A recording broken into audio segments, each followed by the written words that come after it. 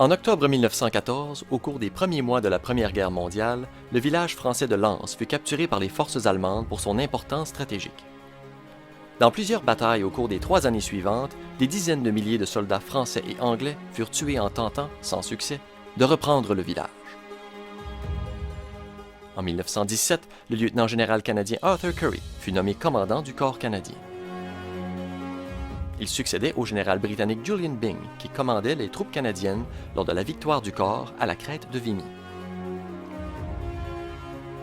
On ordonna maintenant à Currie de prendre Lens, opération cruciale au succès de l'offensive britannique sur une plus vaste échelle à Passchendaele.